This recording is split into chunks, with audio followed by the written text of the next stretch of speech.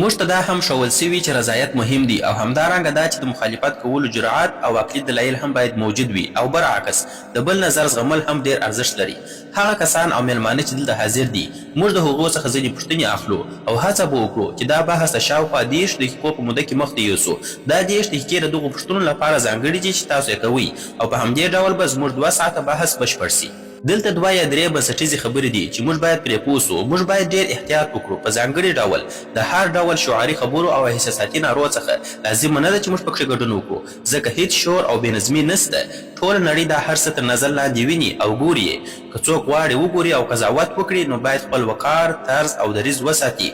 موږ باید داسې بېلګه وګرځو چې خلک زموږ څخه یو څه زده کړي او له دې ځای څخه ډک لاسونه ولاړ سي. لیکوالان او فکري خلک تل یو د بل سره موافق او مخالف وي، کله یو د بل نظر مني او کله اختلاف ورسره کوي. یوه خبره باید وکړم، دلته زما د پوهنتون استاد پرویشتم اګروال صاحب هم ناست دی. هغه استاد چې موږ ته په ټولګي کې درس راکاوه او موږ ته دا مهم اصل را زده کړ چې رضایت او همدارنګه جرأت او پوهه دواړه ډېر ارزښت لري. دا خبره واقعا ډېر مهمه ده.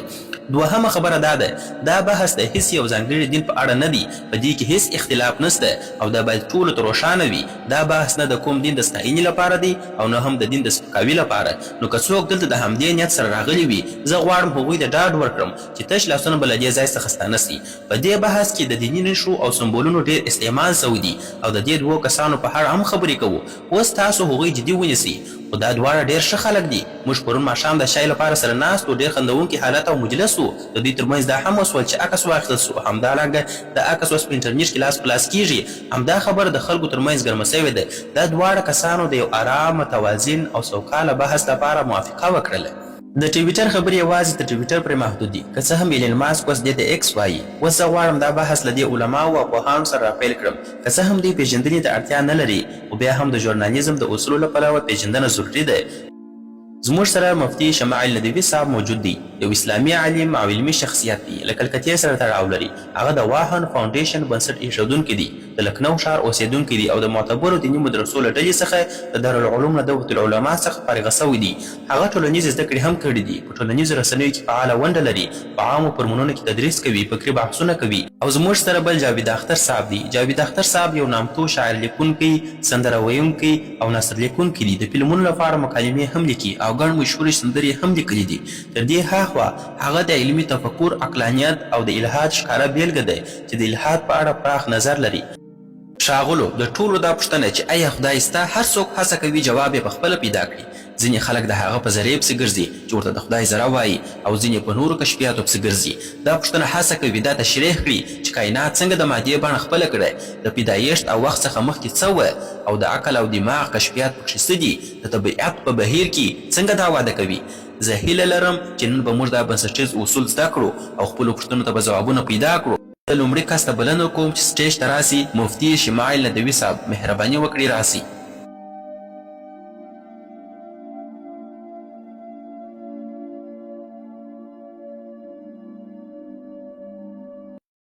ټولې ستاینې د هغه خالق لپاره دي چې دا کائنات د یو ټاکلي هدف او موخې لپاره پیدا کړي دي. ښاغلی جاوید اختر صاحب او ښاغلی سراب داودي صاحب او محترمو اوریدونکو او درنو میلمنو، مننه چې تشریف مو راوړی دي.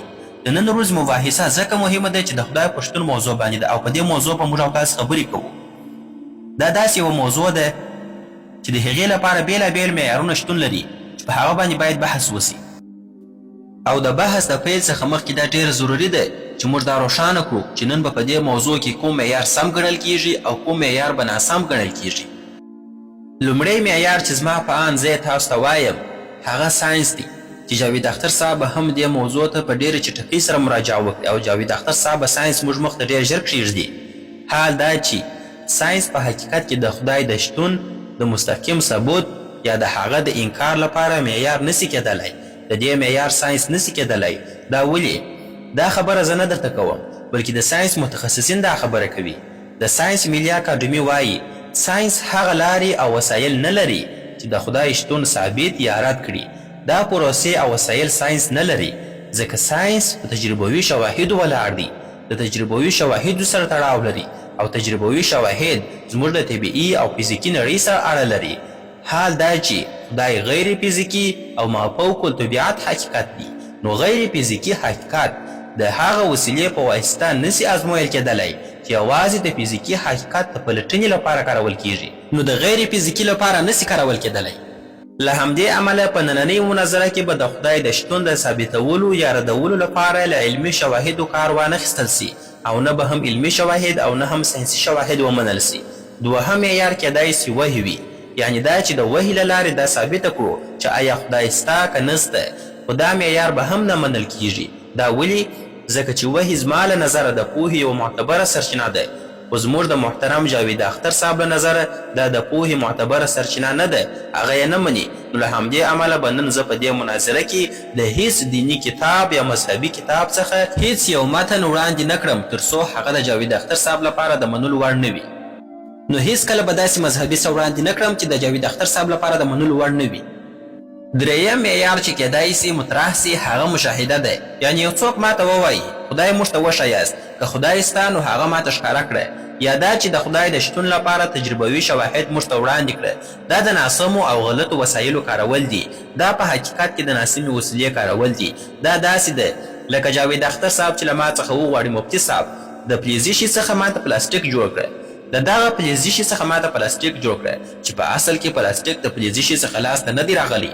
نو دا د ناسمو او غلطو وسایلو کارول دي چې په دې بحث کې به مطرح نسي، او د دې غوښتنه کول دا ماشومانه غوښتنه ده. نو زما په آن د خدای د شتون لپاره د تجربوي شواهدو غوښتنه کول یوه ماشومانه غوښتنه ده، او زموږ محترم جاوید اختر صاحب تر دې پړاو ډېر مخکې تللی دي. نو اوس یوازې یو معیار پاتې کیږي، او هغه معیار عقل او منطق دی، یعنې د خدای شتون به یا د عقل له لارې ثابت کیږي یا به د عقل له لارې رد کیږي. خو دا چې دا موضوع ډېره مهمه او حساسه ده، نو منطقي دلایل هم باید داسې وي چې قطعي او روښانه وي، نه مبهم او پټ چې د خلکو فکرونه ور خراب کړي. داسې وي لکه 2 او 2 چې 4 کیږي، دومره واضح او روښانه به وي چې په منطقي ډول رد کېدل یې ممکن نه وي. د بیلګې په توګه که موږ ووایو محترم ښاغلی سراب یو انسان دی او ټول انسانان شعور لرونکي موجودات دي، نو پایله دا سوه چې ښاغلی سراب هم شعور لرونکی موجود دی، انسان دی. آیا دا مبهم یا پټ دلیل سو؟ نه، قطعي او روښانه دلیل سو. دا قطعي دلیل دی، دومره روښانه لکه 2 او 2 چې 4 کیږي او په منطقي ډول رد کېدلی نسي.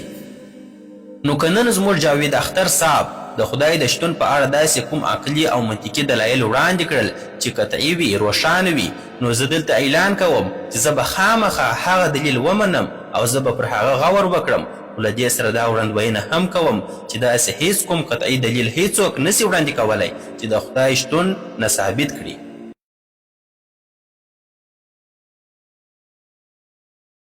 موږ به دلایل وړاندې کوو او قطعي دلایل به وړاندې کوو، منطقي دلایل به وړاندې کوو، داسې دلایل به وړاندې کوو چې ټوله الحادي نړۍ هم رد کولی نسي. راځئ اوس یو ساده مثال تصور کړو. ما سره تصور وکړئ، زه له تاسو ټولو حاضرینو څخه غوښتنه کوم چې ما ته پام وکړئ. تصور وکړئ فرض کړئ موږ او تاسو یو ټاپو ته روان یو. فرض کړئ چې موږ او تاسو په یوه ټاپو کې یو، داسې ټاپو چې تر موږ مخکې هلته هیڅوک هم نه دي تللي. موږ او تاسو روان یو، ناڅاپه ستاسو مخې ته یو ګلابي رنګه توپ پروت دی. لومړی پوښتنه کیږي چې ستاسو ذهن ته راځي هغه څه ده؟ دا توپ ولې دلته پروت دی؟ څنګه راغلی دی دلته؟ ولې رنګ ګلابي دی؟ بل رنګ هم کېدلی سوی، ولې په همدې بڼه دلته پروت دی؟ ولې بڼه نه سوه بدله؟ دلته خو هیڅوک هم مخکې نه و موجود، نو دا توپ له کومه دلته راغلی؟ په طبیعي ډول تاسو دې پایلې ته رسیږئ چې حتما یو څوک سته چې دا توپ یې له همدې ځانګړو ځانګړتیاوو سره جوړ کړی دی او دلته یې ایښی دی. دا توپ یو چا دلته راوړی دی، ایښی دی. ځکه تاسو پوهیږئ چې د توپ شتون هم د یو چا شتون دلالت کوي چې هغه توپ یې په همدې ځای باندې ایښی دی. اوس دا توپ تاسو په ذهن کې پراخ کړي، د دومره پراخ کړي د کائنات په اندازې سره پراخ کړي، او هغه پوښتنه بیرته په فکر کې راوړي، او دا پوښتنه بیرته ستاسو په فکر کې راګرځي دا کائنات له کومه راغلی دي؟ ولې راغلی دي؟ له دې ځانګړو ځانګړتیاوو سره چا پیدا کړي دي؟ دا پوښتنې په هغه وخت کې هم پر همهغه ځای وي لکه څنګه چې تاسو د توپ په باره کې کولې. خو که دا پوښتنه له ښاغلي جاوید اختر صاحب څخه وکړو، ځکه چې د دوی فکر دا دی چې خدای نسته، او دا یوازې د دوی نظر نه دی بلکې د ټولو هغو کسانو نظر هم دی چې خدای نه مني. که له دوی وپوښتل سي چې دا نړۍ، اسمانونه، دا هر څه له کومه راغلل، نو عموما به دوی 2 ډوله جواب درکړي. یا به ووایي موږ نه پوهیږو چې دا نړۍ له کومه راغله، او بیا به دا پایله واخلي چې خدای نور نسته. دا ډول دلیل ته ویل کیږي د ناپوهۍ پر بنسټ ولاړ دلیل، یعنې ځکه چې زه نه پوهیږم نو هغه شی نسته، دا سمه طریقه نه ده. یا به دا جواب درکړي، دا به ووایي دا نړۍ په خپله جوړه سوه، نه دا چې یو چا جوړه کړې ده. که دا خبره سمه وي نو بیا نو هغه توپ چې موږ مخکې یاد کړ هغه به هم پخپله جوړ سوی وي. خو کله چې موږ یو توپ ووینو هیڅوک دا خبره نه مني چې دا توپ پخپله جوړ سوی دی، بلکې ټوله وایي دا حتما یو چا جوړ کړی دی. خو همدا خبره چې د توپ لپاره نه منل کیږي بیا د ټولې نړۍ لپاره منل کیږي، دې ته ړوند قضاوت وایي، ړوند باور وایي، یعنې داسې خبره منل چې ثبوت نه لري. بله خبره دا ده چې ښاغلي جاوید اختر صاحب دا هم ووایي چې په پخوا زمانو کې خلک د طبیعي پیښو په علت نه پوهېده. کله چې به برېښنا پرېوتله ویل به یې چې دا د خدای کار دی، او کله چې به باران ورېده ویل به یې دا هم د خدای کار دی. نو کله چې ساینس دا شیان تشریح کړل نو خدای ته اړتیا پاته نه سوه. دې خبرې ته وایي یعنې هر ځای چې انسان نه پوهېده هلته به یې د خدای نوم اخیسته. خو دا زموږ نظر نه دی، ځکه که موږ پوه سو چې باران څنګه ورېږي یا برېښنا څنګه رامنځته کېږي نو دا خو دا معنا نه لري چې خدای نسته. د یوې پیښې څرنګوالی پېژندل د دې انکار نه کوي چې دا پیښه چا پیدا کړې ده. زه به پر دې موضوع وروسته نور بحث هم وکړم. زه دا تمه هم لرم چې ښاغلي جاوید اختر صاحب احساساتي خبرې هم وکړي، لکه دا چې وبه وایي که خدای سته نو بیا ولې په دې نړۍ کې ظلمونه، دردونه او غمونه سته. خو دا احساساتي دلیل دی، نه عقلي. احساساتي دلیل د حقیقت د معلومولو لپاره سمه لاره نه ده. زما خبره دا ده چې د بدیو شتون د خدای د نه شتون دلیل نه دی، بلکې د هغه د شتون دلیل دی. ځکه که خدای سته نو انسان مسؤل دی، یعنې باید د خپلو کارونو حساب ورکړي، او حساب هغه وخت معنا لري چې ښه او بد دواړه موجود وي. که بد نه وي نو حساب هم نسته، که حساب نه وي نو بیا پوښتنه پیدا کېږي نو بیا دا ټول دردونه، کړاوونه، ظلمونه ولې دي؟ که خدای نه وي نو دا کړاوونه بې معنا کېږي. اوس بېرته همهغه د توپ مثال ته راګرځو، خو دا ځل به یې ډېر ساده تشریح و. که څوک له ما وپوښتي دا توپ چا جوړ کړی دی یا دا ټوله نړۍ چا جوړه کړې ده، نو زه وایم دا نړۍ او د نړۍ ټول شیان داسې دي چې خپله له ځانه نه دي پیدا سوي، بلکې د بل چا یا بل څه اړتیا لري. د ټولو شیانو ته په فلسفه کې پر بل ولاړ شیان ویل کېږي، یو پر بل ولاړ شیان، یعنې دا شیان چې خپل وجود یې د بل چا له برکته وي. دا نړۍ له ځانه نه ده پیدا سوې. که څوک وایي په نړۍ کې داسې شی سته چې بل چا ته اړتیا نه لري، نو زه ترې پوښتنه کوم چې ما ته دې وښیي، موږ به فکر پر وکړو. نو کله چې موږ ګورو چې دا نړۍ او هر څه چې په دې نړۍ کې دي، کوم شیانو یادونه چې موږ مخکې وکړله، هر څه چې په دې نړۍ کې دي، دا ټوله شیان چې په دې نړۍ کې دي یو بل ته اړتیا لري، نو زموږ عقل دا حکم راته کوي چې باید یو داسې ذات موجود وي چې بل هیڅ شي ته ضرورت ونه لري، بل هیڅ شي ته اړتیا ونه لري. هغه ذات چې نه شتون یې ناشونی وي، ځکه که هغه نه وای نو دا ټول شیان به هم نه وای، دا کائنات به هم نه وای، په دې دنیا کې چې څه شیان دي دا به ټوله نه وای. که څوک بیا دا پوښتنه وکړي چې هغه ذات بیا چا پیدا کړی دی چې هیڅ شي ته ضرورت نه لري، هیڅ شي ته اړتیا نه لري، نو دا پوښتنه ناسمه ده. ځکه که هغه هم پیدا سوی وای نو بیا به هغه هم اړتیا درلودلی، پر بل چا به تکیه درلودلی، بل چا ته به ضرورت درلودلی، او دا لړۍ به هیڅکله پای ته نه وای رسېدلې. عقل دا خبره نه مني. نو باید یو داسې ذات وي چې له پیله موجود وي، تل موجود وي، بې نیازې وي، هیڅ شي ته ضرورت ونه لري، بل چا باندې تکیه ونه لري، پر هر څه برلاسې وي، ځواکمن وي، پوه وي، او پر هر څه باندې برلاسې درلودونکی وي، او پر هر څه باندې بنسټ ایښودونکی وي، د هر څه جوړونکی وي، پر هر څه باندې برلاسې وي، او د هر نظم او قانون ټاکونکی وي. ځکه دا نړۍ په ډېر نظم ټاکلو، قوانینو او دقیقې اندازې سره روانه ده. دا نظم بې له پوه او ځواکمن جوړونکي نسي کېدلی، او دا ځواکمن ذات او پوه ذات همدا هم هغه ذات دی چې موږ یې خدای بولو. مننه. زه د دې دلایلو وروسته د جاوید اختر صاحب څخه غوښتنه کوم چې د جواب لپاره سټیج ته راسي. مهرباني جاوید اختر صاحب.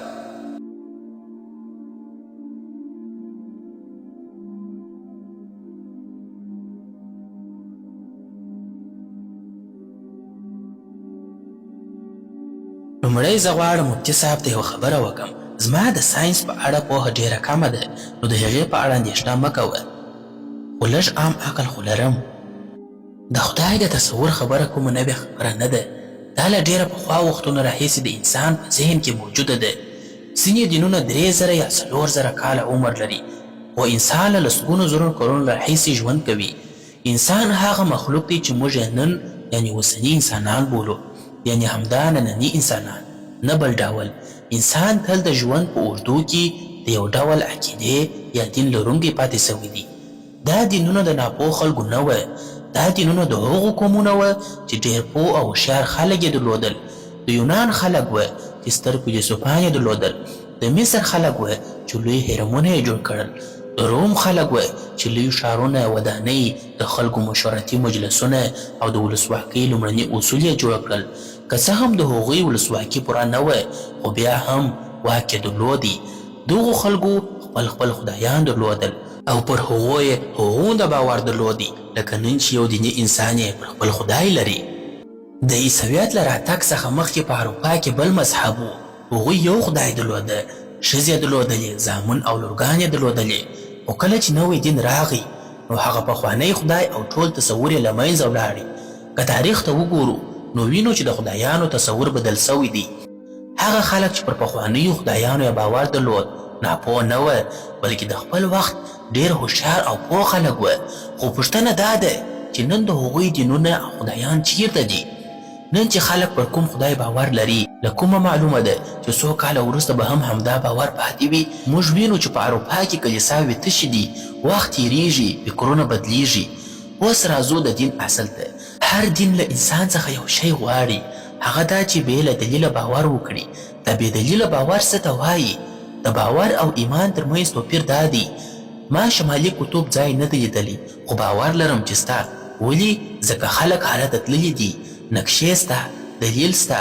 دا بې دلیله باور نه دی، دا پر دلیل ولاړ باور دی. خو دین له انسان څخه غواړي چې داسې خبرې ومني چې نه دلیل لري، نه ثبوت لري، نه شاهد، نه منطق، یوازې دا چې ویې مني. دې ته بې دلیله باور وایي. که دلیل وای نو بیا به دا ساده منل وه، نه بې دلیله باور. که زه پر داسې خبرې باور وکړم چې نه منطق لري، نه دلیل لري، نه ثبوت لري، نه شاهد، نه کوم سند، او بیا یې ومنم، نو دا ټوله ناپوهي ده. که سبا زه دا یقین وکړم چې ایلن ماسک زما ورور دی، زه به ډېر خوشحاله سم او آرام به پیدا کړم. خو که څوک راته ووایي ولې یې منې، ثبوت یې څه دی؟ هغه خو امریکایي دی او ته هندی یې، نسل مو هم جلا دی. نو زه ورته وایم دا زما ایمان دی. دا د ایمان معنا ده، هغه څه چې ثابتول یې ممکن نه وي. که ثابتول یې ممکن وي نو بیا ایمان ته اړتیا نسته. هر څومره بحث چې وکړې، په پای کې د نړۍ هر دین پر ایمان ولاړ دی. او ایمان دا دی، داسې یقین چې نه ثبوت لري، نه شاهد لري، نه دلیل لري، نه سند لري، بس منې به. د کوم انصاف خبرې چې تاسو کوئ دا د انسان لخوا جوړ سوی مفهوم دی. په طبیعت کې هیڅ انصاف نسته. که یو توپان راسي ونې ونړوي یا حیوان یو بل حیوان وخوري، هغوی ته انصاف نسته، هغوی زندان ته نه ځي. نو ځکه په طبیعت کې د انصاف اړتیا نسته. طبیعت په خپله اصل کې بشپړ دی. اوس که موږ ووایو صاحبه دا وګوره ما دا خواړه وخوړل، ما ته یې زیان ورسوه، آیا هغه ته سزا ورکول کېږي؟ نه، ځکه چې دا یو سیسټم دی، همداسې روان دی. په طبیعت کې بې له انصافه، انصاف یو انساني تصور دی. نو یو څوک چې تاسو ته وایي زه به تا ته انصاف درکړم، دا د انسان د ذهن پیداوار دی، نه طبیعي او نه آسماني. د طبیعت تصور او د انصاف تصور سره یو نه دی. وروره تاسو ټوله یو ځای روان یاست. اوس که تاسو چپلاسې موټر وچلوئ، په چپه لاس ولاړ سئ، نو څه به پېښ سي؟ که داسې وسي نو تاسې به حادثه وکړي، یو څوک به ووژل سي، ترافیک به بند سي. درواغ، بېایماني، رشوت، چپه لاس موټر چلول، دا ټوله د دې لپاره طبیعي قانون نسته. دا هر څه موږ په خپله جوړ کړي دي. لکه څنګه چې موږ د چپ لاس ډرایول قانون جوړ کړی دی، همداسې د انصاف مفهوم هم موږ خپله جوړ کړی دی. دا انصاف له طبیعت سره هیڅ تړاو نه لري. ځینې خلک وایي چې طبیعت په خپله خدای دی، خو که طبیعت خدای وي نو په طبیعت کې خو هیڅ انصاف نسته. او تاسو بیا وعده کوئ چې انسان ته به له مرګ وروسته انصاف ورکول کیږي. که ما ته انصاف راکړه سي نو زه به ډېر خوشحاله سم، خو زه باور نسم کولی، ځکه چې زه په خپل ځان کې ایمان نسم پیدا کولی. همدا حقیقت دی چې دینونه له انسان څخه د ایمان غوښتنه کوي. دا په خپله دا معنا لري چې د هغو سره پوره دلیل او جواز نسته، سند نسته. شراب چې دی هغه په ډیرو درملو کې کارول کیږي. او په یو سروي کې په امریکا کې سوی دی، ویل سوي چې د اوږد عمر خلک څوک دي. په یوه خوا کې هغه خلک و چې هیڅ شراب یې نه څښل، او په بله خوا کې هغه خلک و چې بشپړ بوتل شراب یې څښل. تر ټولو اوږد عمر د هغو خلکو و چې د په ورځ کې به یې یو ګیلاس یا 2 ګیلاسه شراب څښل او خواړه به یې ورسره خوړل. خو بیا هم موږ شراب بد ګڼو، او زه یې په خپله بد ګڼم. ولې؟ ځکه چې داسې نه کیږي. ځینې شیان عادت کیږي او همدا عادت ورو ورو زیاتیږي. تر اوسه پورې تاسو داسې څوک نه دی لیدلی چې شیدې وڅښي او 10 کاله وروسته هماغه یو ګیلاس شیدې څښي. داسې نه کیږي چې له سهاره تر ماښامه یو ګیلاس څښي. نو مذهب هم د شرابو په څېر دی چې ورو ورو زیاتیږي. لکه څنګه چې سرطان زیاتیږي، لکه څنګه چې شراب زیاتیږي، همداسې زیاتیږي او عادت کیږي. نو که دین په اعتدال کې وي، کیدای سي انسان د ځینې ښې لارې ور وښیي، خو که ډېر سي زیان رسوي. لکه ځینې شیان چې لږ ګټه لري خو ډېر یې زیان لري. زه باور لرم چې مفتي صاحب له هغو کسانو څخه دی چې دین یې په سمه اندازه کارولی دی او زه خوشحاله یم چې ورسره ومې لیدل. خو که نړۍ ته وګورو نو ډېرې بدمرغۍ د هغو خلکو له لاسه سوي دي چې ځانونه یې ډېر دیني معرفي کړي دي. اوس ما وخت پوره سو. مننه.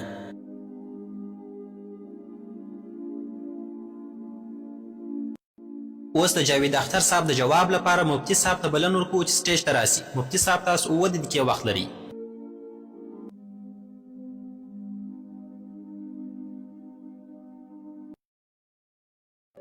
لومړی خو مننه او تر هر څه مخکې د محترم جاوید صاحب خبره را اخلم. جاوید اختر صاحب وویل چې خدای پانی دی ځکه ډېر مذهبونه راغلل او لاړل. ځینو خلکو یوه سیاره خدای وبله، ځینو بل څه. زما خبره دا ده چې هر څوک چې کوم محتاج او تړلی شی خدای وبولي په خطا کې دي، ځکه محتاج شی خدای نسي کېدلی، هغه خدای نه دی، خدای کېدلی نسي هغه. موږ دلته د هغه ذات د ثابتولو لپاره ناست یو چې وجود یې حتمي دی، چې هیڅ شی پر ولاړ نه دی بلکې هر څه پرې ولاړ دي. موږ د هغه اصل خبره کوو چې تلپاتې له پیله موجود او بې پایه دی. موږ د بل چاره ثابتولو لپاره نه یو راغلي. دوهمه خبره دا وسوه چې ایمان او باور څه ته وایي. د ایمان دا تعریف نوی نه دی، دا خبره مخکې هم سوې ده. دا لومړی ځل نه دی چې دا تعریف وړاندې کیږي. دا خبره مخکې یو مشهوره لیکوال هم کړې ده او زه پوهیږم چې دا خبره له کومه راغلې ده. د پوهې له پلوه تاسو نسي کولی ایمان او باور داسې جلا کړي. ایمان هم سم کېدای سي او هم ناسم، باور هم همداسې هم سم کېدلی سي او هم ناسم. هر هغه ایمان چې د عقل، دلیل او نښو پر بنسټ ولاړ وي هغه سم ایمان دی. او که څوک د داسې ایمان خبره کوي چې بې عقلي وي او هیڅ دلایل ورسره نه وي نو موږ هم د همهغه خبرې سره موافق یو. موږ هم داسې ایمان نه منو. موږ د هغه ایمان منونکي یو چې تر شا عقل وي او نښې وي. نو لکه څنګه چې باور سم او ناسم کېدلی سي، ایمان هم سم او ناسم کېدلی سي. نن زموږ بحث دا نه دی چې ایمان او باور کې توپیر څه دی. نن خبره دا ده چې حق څه دی. که څوک باور ومني که ایمان، اصل خبره دا ده چې کوم یو سم دی او کوم یو ناسم دی. ناسم ایمان څه دی، ناسم باور څه دی، همدا زموږ د بحث موضوع ده. بله پوښتنه دا وسول چې که دین او ایمان حماقت نه وي نو حماقت څه شي دی؟ زما په آن تر ټولو لوی حماقت دا دی چې څوک خدای نه مني. دا تر ټولو لویه ناپوهي ده. د دې مثال داسې دی، تصور وکړئ چې تاسو پر سړک روان یاست، یو باغ ته ننوځئ او هلته ووینئ چې په ګلانو لیکل سوي دي زه د جاوید اختر سره مینه لرم. اوس پوښتنه دا ده آیا تاسو به ووایئ چې دا لیکنه په خپله جوړه سوې ده؟ چا جوړه کړې ده؟ نه، دا په ښکاره ډول یو جوړښت دی او د هر جوړښت تر شا یو جوړونکی سته. نو که څوک دا ساده خبره نه مني چې دا دومره منظم کائنات چې په ډېر دقیق ډول روان دي په خپله جوړ سوي دي، زما په آن له دې څخه لوی حماقت او ناپوهي بله نسته. دا خبره بېعقلي ده. بیا وویل سول چې ته په توپ تمرکز کوې نه پر ټاپو.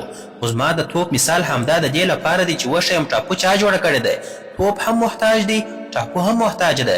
دواړه د هغه ذات غوښتونکي چې په خپله محتاج نه وي. وروسته دا هم وویل سول چې په طبیعت کې انصاف نسته.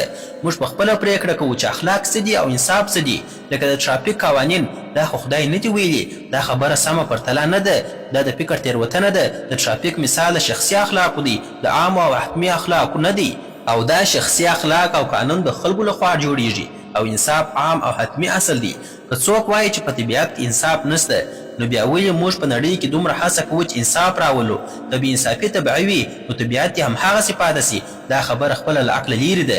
ځینې کارونه په اصل کې بد وي او ځینې ښه وي. دا بدوالی او ښهوالی بدلېدونکی نه وي. خو ځینې کارونه داسې وي چې خلک یې د ټولنې د هوکړې او یا د شخصي خوښۍ له مخې ښه یا بد بولي. خو انصاف چې دلته پرې بیا بیا خبرې وسوې دا عام او حتمي اصل دی، شخصي نه دی.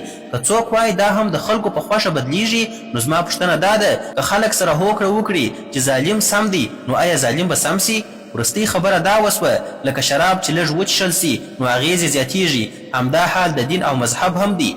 خو که دا مثال د خدای په شتون د نه منلو لپاره وکارول سي نو که څوک لږ لږ بې خدایي ومني نو پایله به یې داسې ټولنه وي چې هر څه به پکښې زور او ظلم وي. مننه.